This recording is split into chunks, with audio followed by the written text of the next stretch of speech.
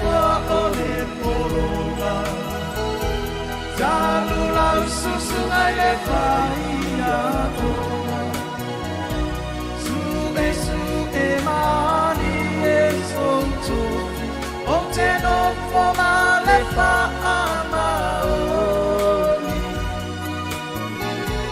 Whaapea lo usolera E ita me atatana loa E ui ina maataru ba'alita Atamari ina yoruia E ui ina maataru ba'alita Atamari ina yoruia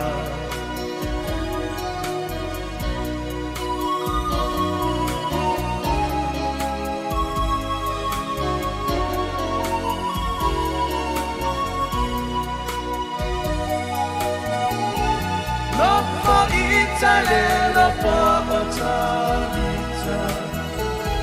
Maio upale aromanaya Ame ita ise motutu upua Ma'ana longa loai ita ua Manute ai uma ole wau matua Eo oile o tio tele fia manatua Loa na leanga ua e pulitua Tanu ai upua o matua Loa na leanga ua e pulitua Tanu ai upua o matua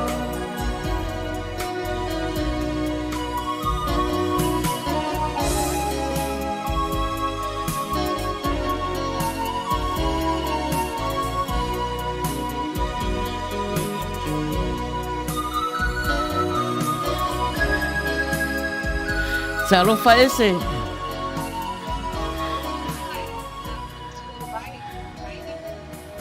Salofa malo lava. Ya Maina yaso i nai tu. Ya o lo mangia lava ya dei foi tu ile lo pa maneanga ile tua.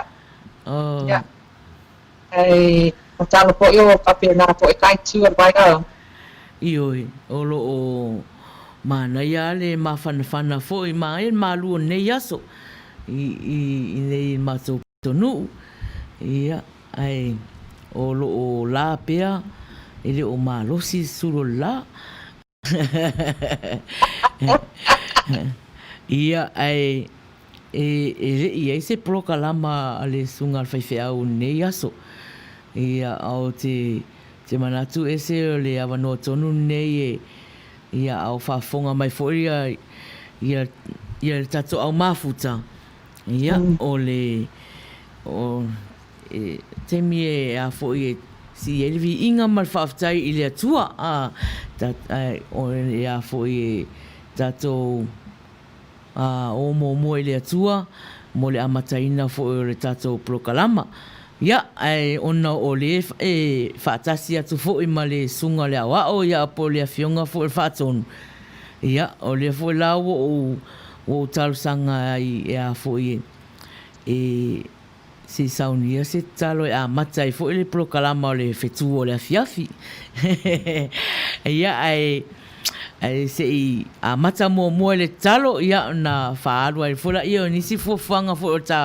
o le ta prokalama a ese Ya. O le lei Maina.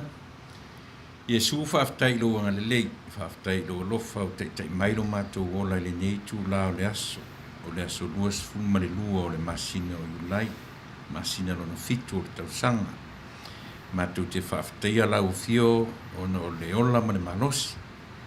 Whataun inai ia por kalame, whataoto, i ngā te tonu o nei ala leo, me le mātou te momo lava o na whaftai lau fio. Whaftai e su o lo whatasia o lo mātou ola i le ala e ma le ta oto atu i le pō a o le nei tūla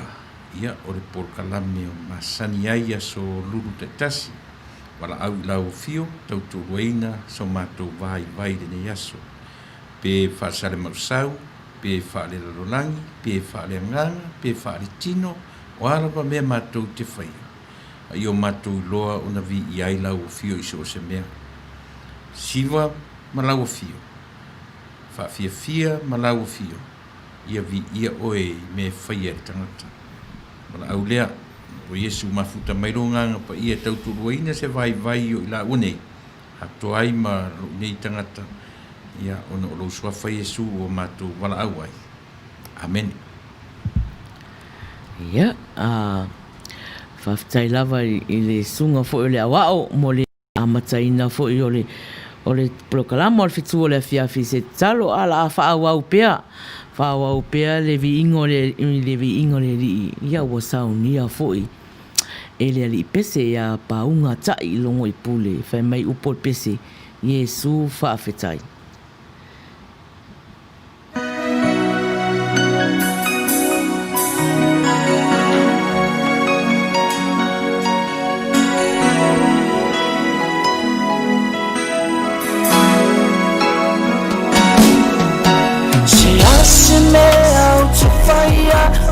Te olai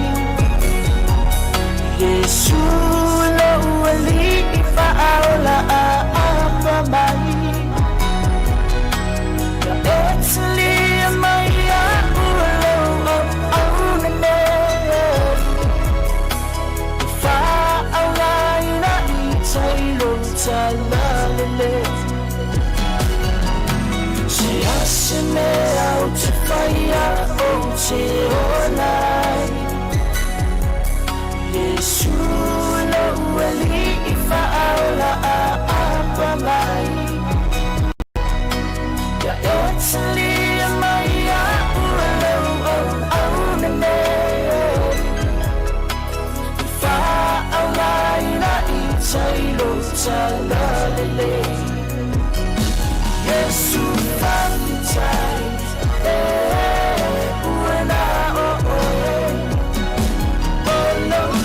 Supaya oh celai Lei dua osau masih ofra andau Yesu lari Italia la valaau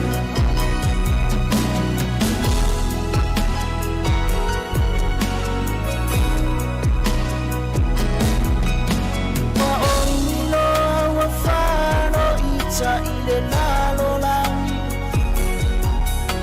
ele ai lava sulavea di sufficienza ani wena o lava kuni matani e olai olo wanga mole langi wa omino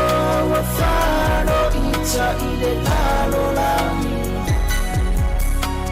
ele ai lava sulavea di sufficienza ani wena o lava kuni matani e olai olo wanga mole langi Yesu fa'atai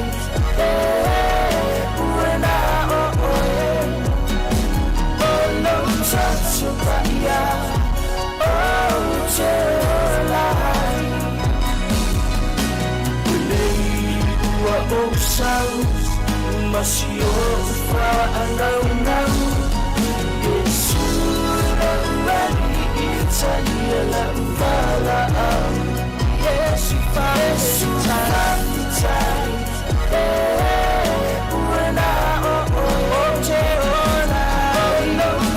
Supaya oh celai I feel my innate Lei dua osau masih ofra andau Yesu lari Italia la valaau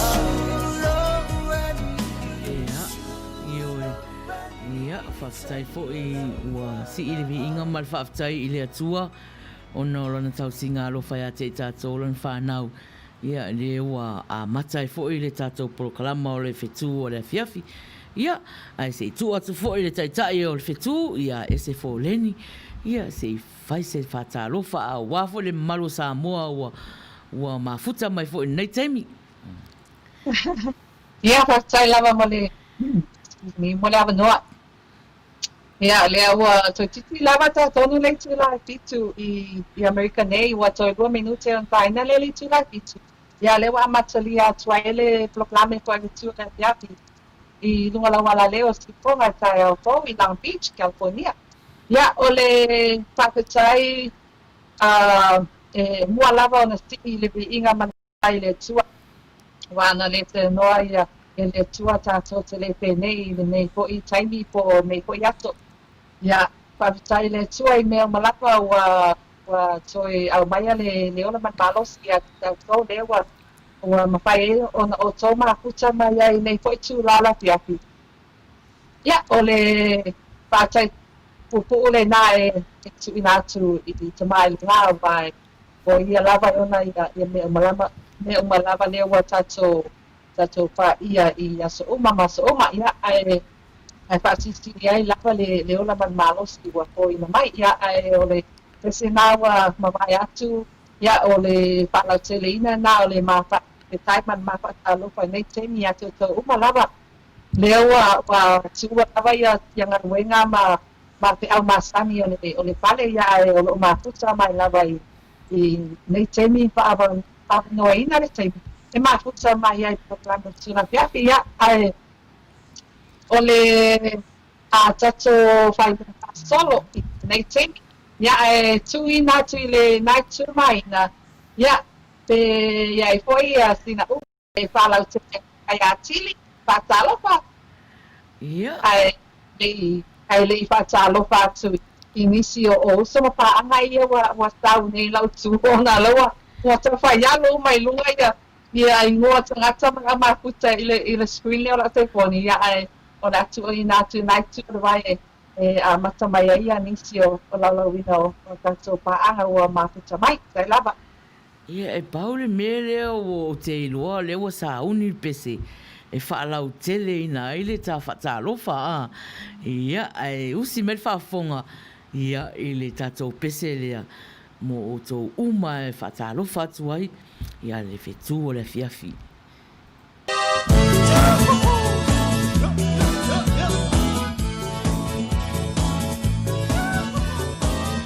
ia whatalofa atu whatalofa ia tapunuu anga vale o mafuta mai o talofa te a saipani am tuanai malo lava tala peili talofa lava talofa atu ia David Philip malo lava ia o lo o whaafeiloa I mai tapunuu anga vale ia ma Manuia mai fo le proklama o le Fetu Ole Afiafi talofa atu ia mareta lelei pe ato noa talofa lava ia pe o nisi nau a mawhai ona ilo atu fo I nei taimi ia e saa mai loa mo le tala ina o le tātou proklama talofa pe ato ioi ai se fai tio mai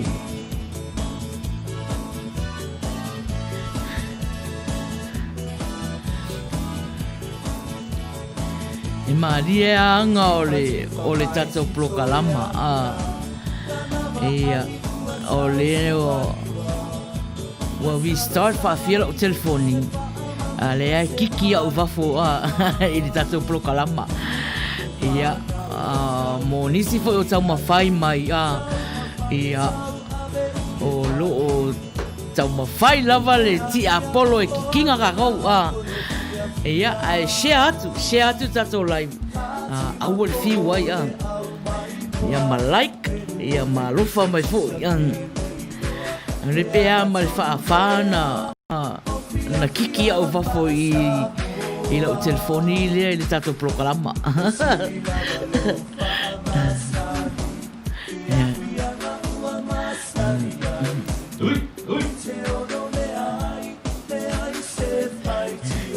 E so siva ku ia le o lo fai le amio. Yo.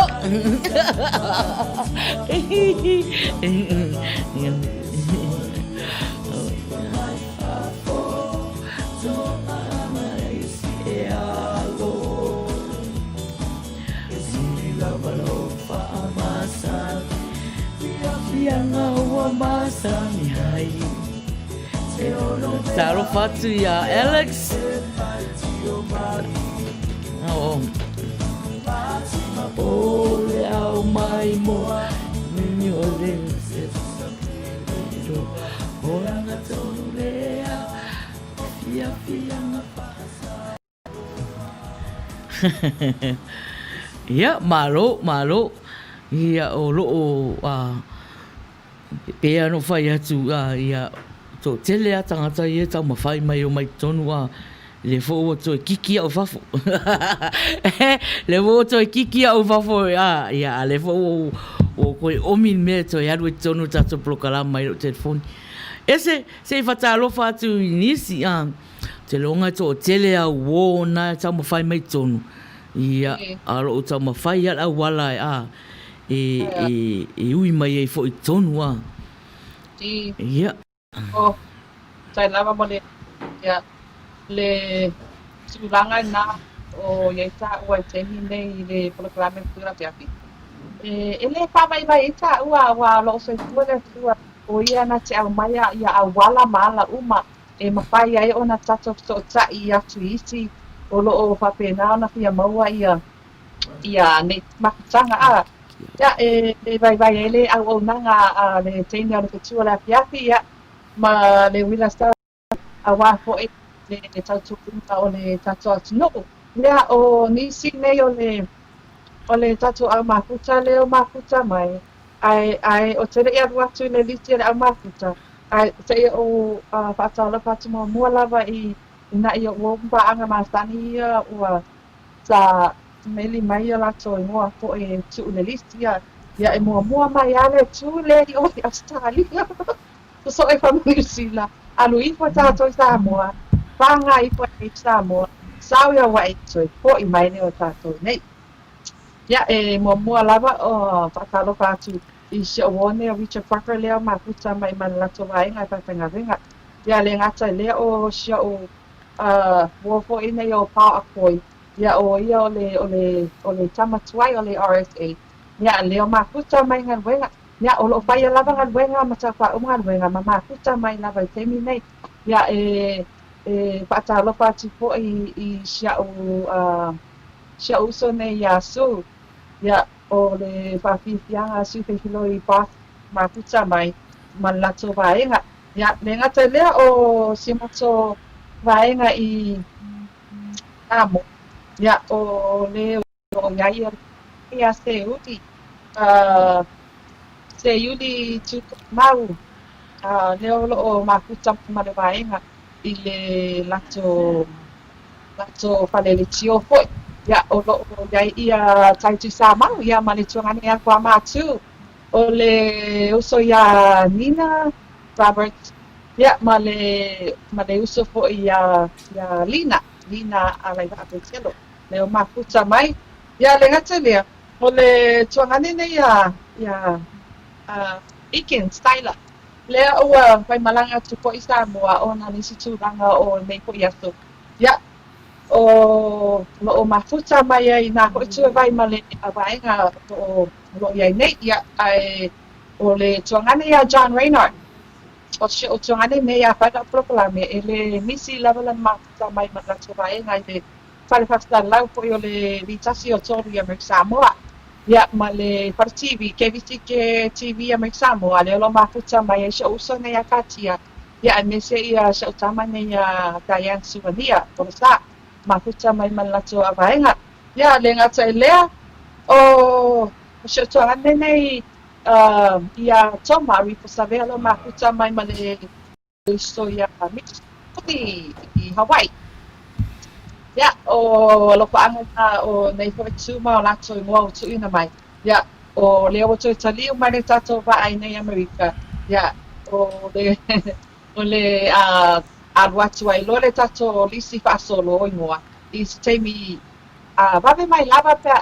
uma mele tu na mai ina o na lo o alu pe lava tato lisi nunga. Wa ngalo tu ai mai mo tanga. Ya, ai o latu watu ia le Nā wanoa nā ko i tu o le vai mai ina. Ioi. Ioi, whataro whātia te o tō umana o reo te vai atu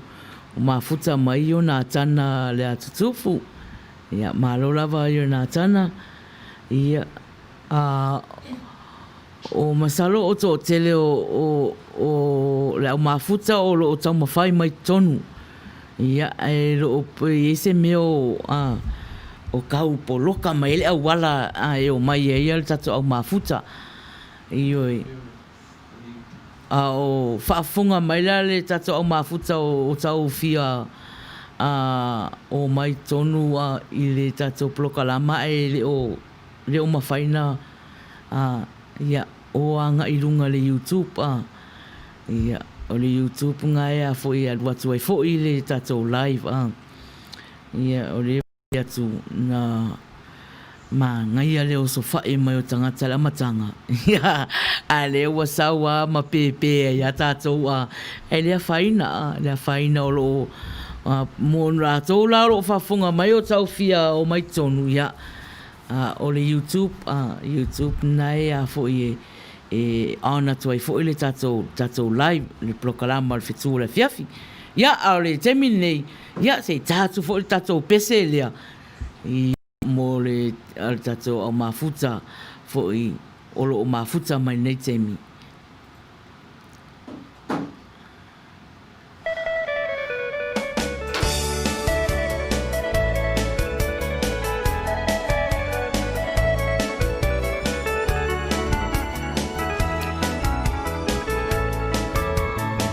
Fatalo fatu ya Esekia Malina Asi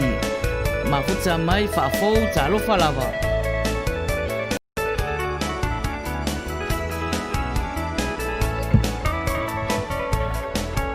Bye Fia mana tua le afiafi le songa fua na ai le alanga uata ape papa uata fea o le tau o fea ngā solo a le mine lolo ua whaalo ma le lotoi wa momomo e a whai tūlagi e tangi mai ala o lau le matangi o lo ua sola konga tole petua o e au o le basa o motu sia lau pale sa o tiu mai ia pia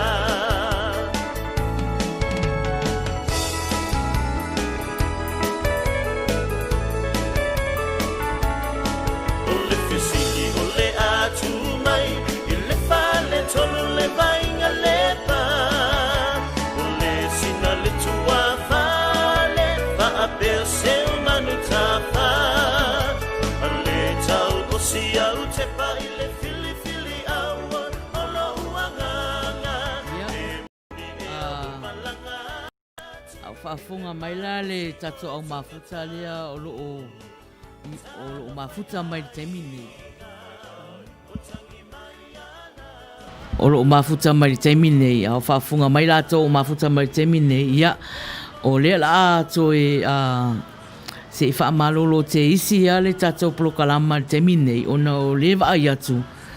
o lo poloka mai tato ia sulima luas 4 minute ia na toe fa wa tu ila ia le tato prokalama o le te va atu le to tele tato ia ma kiki ai fafo ai mo la to uma ia le fo la tu fa launga ese fo i na Facebook e tag uma ia na wo ia se kako koma te isia So 5 minute se I kau whaapasi a le li e kau le tau whai mai le mea valea ia tātou. Ia, ma le whaaloa lava, ia ma lo lava le onsai I le tātou au mafuta. Tātou toi whenua I ste mea I luma.